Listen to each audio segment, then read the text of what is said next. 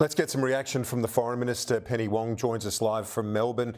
Foreign Minister, thanks for your time. The art of the deal, the President's famous for it. Is that how you see this? This is his manoeuvring to try and land a deal as opposed to these hard tariffs that remain? Well, good to be with you, Kieran. And certainly what President Trump has demonstrated through a range of decisions is his determination to carve a very different role for America in the world. It's something we have anticipated and we have been prepared for. Now, in relation to tariffs, obviously we do not believe the tariffs are justified nor warranted. We disagree with them. We think they are an act of economic self-harm to the United States.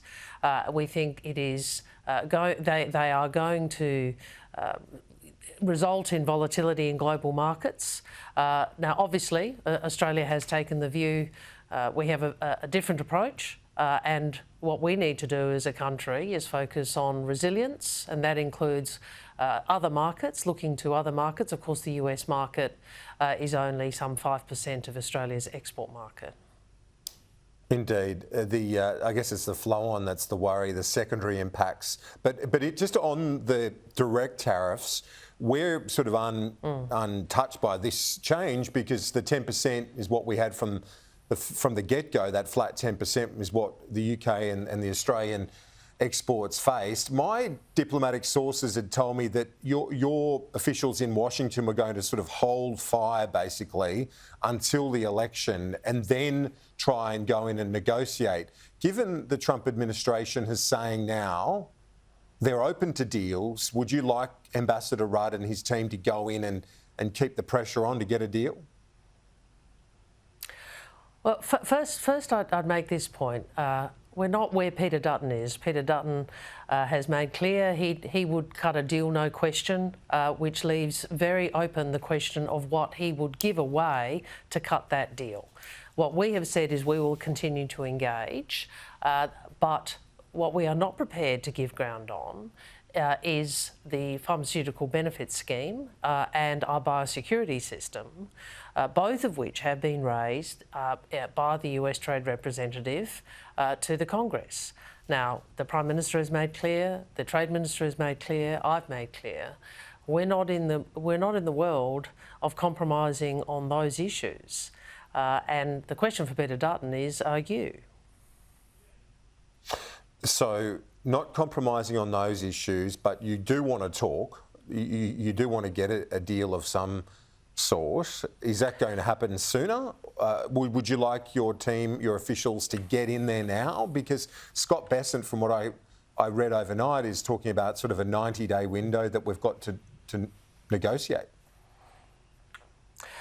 When in the earlier question, what you pointed out, there's not been much change for Australia because we already had the best position of any country, which was the 10% tariff. As a consequence of what has occurred on the financial markets and the stock market, obviously the President has made a decision to pause the tariffs that he's imposed on most other countries. In terms of Australia's position, we are prepared to engage. We are not prepared to give ground on the issues which the administration has indicated they are seeking us to compromise on. We are not going to compromise on the PBS, and we're not going to be compromising on Australia's biosecurity regime. So I can't be clearer than that. On the China offer today, the Chinese ambassador says they want to join hands with Australia and the international community amid the turbulent times. Do you think that you can understand why people might be a bit sceptical about that, given the recent history of the China-Australia relationship when it comes to tariffs? And it wasn't us imposing tariffs on them. No, Australia did not. You're right. What we will do is stand on our own 2 feet.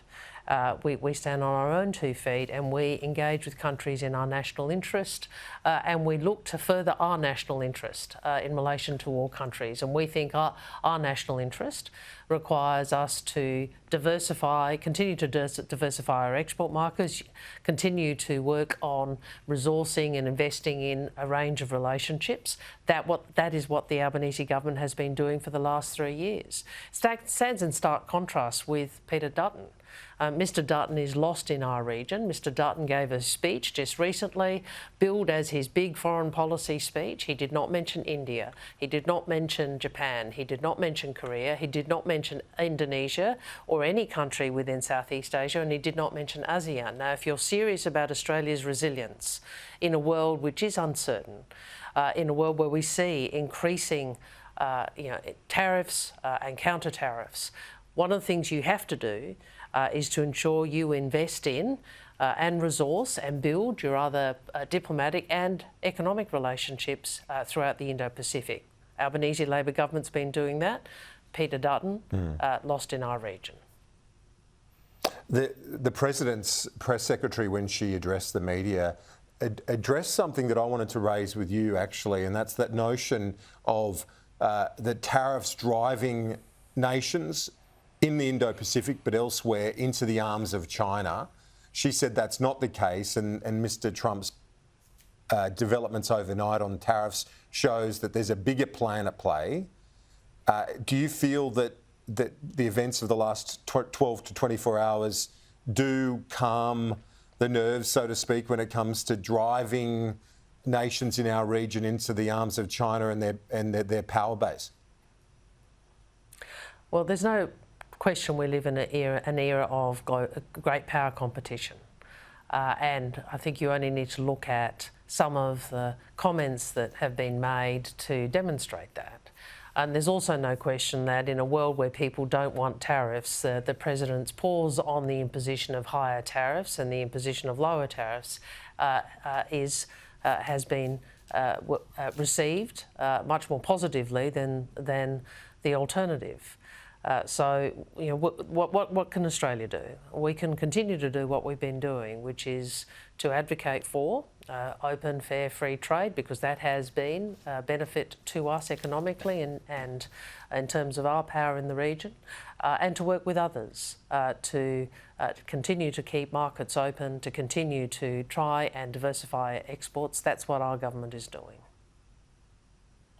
And that diversification, as you said, it's India, it's Japan, it's Korea. Do you think you can see a pathway, just finally, do you see an architecture where free trade agreements are signed and pursued independently of the mayhem that's erupting at the moment out of Washington? Well, there are already trade agreements, including regional trade agreements, which have been agreed to, which include many countries of the region and beyond, such as the Comprehensive Trans-Pacific Partnership. And I think you will see countries continuing to try and operate under different arrangements. The reality is, we understand that the US has a different view. We understand the way in which President Trump and the administration is navigating, but we don't agree with the approach that imposes tariffs. The Prime Minister's made that clear. We don't think it's in our interest. We don't think it's in the region's interest. And we don't think it's in America's interest, ultimately. Foreign Minister, thanks for your time. We'll talk to you soon. Good to speak with you, Kieran.